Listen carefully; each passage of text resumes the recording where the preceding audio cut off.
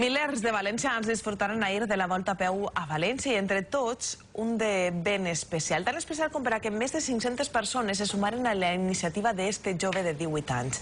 Un jove amb una malaltia cerebral. Sí, precisament un equip d'esta casa, l'objectiu els ha acompanyat en este repte, en esta carrera de superació, en què l'esforç, les ganes de viure i la lluita constant han tingut la seva recompensa.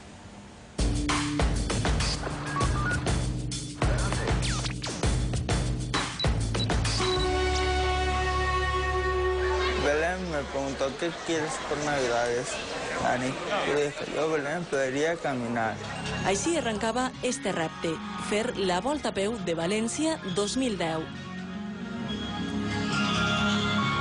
Han passat 2 anys des que Dani va verbalitzar aquest somni, 2 anys més des que un accident de moto el va deixar als 14 anys sense parla, sense moviment, sense memòria, pràcticament en estat vegetatiu. Cuando dejé la silla de ruedas, lo más bueno que me ha pasado. O sea, dejar la silla de ruedas y no tener que utilizarla casi para nada. Y la memoria también. Por ejemplo, vosotros os habéis presentado a mí y antes yo, digo, estoy hablando contigo pero no sé ni quién eres. No sé ni qué hace esa cámara aquí. Y ahora me acuerdo. Una lluita diària unís Dani i Juan. Era transportista fins que un ictus el va colpejar de cara. És un món que te revela amunt. I no tens només que els primers 6 mesos ganes de plorar, perquè te trobes que diu jo era, i ara què sóc? Els ictus traeixen cada any 80.000 espanyols. Els traumatismes per accident arriben sense avisar. Són les principals causes dels danys cerebrals. A l'Hospital València al Mar deriven els malalts més greus de la comunitat valenciana. Sempre l'objectiu que te planteges en tots els pacients és que puguen alcançar la major autonomia possible. El dany cerebral presenta una plurideficiència, és a dir, presenta deficiències de tipus físic, de tipus cognitiu, que afecta a la memòria, que afecta al llenguatge, de tipus conductual, que afecta a la forma de relacionar-se. A banda d'això, parlem del pacient, però així un gran sofridor és el familiar.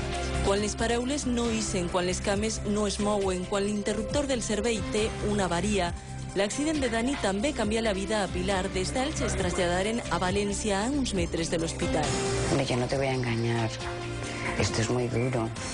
Pero yo no cambio mi vida por la de nadie. Esos momentos que tengo de hablar con mi hijo, de estar con él, de que, no sé, es que tengo a mi hijo y puedo luchar con él. 8 quilòmetres de volta a peu acompanyats de familiars, amics, metges, infermeres, els seus pilars en l'esforç de minimitzar les seqüeles. Es muy grande el esfuerzo que yo hago y que todos hacemos por conseguir lo que estoy consiguiendo, porque es un esfuerzo diario, desde que me levanto hasta que me acuesto.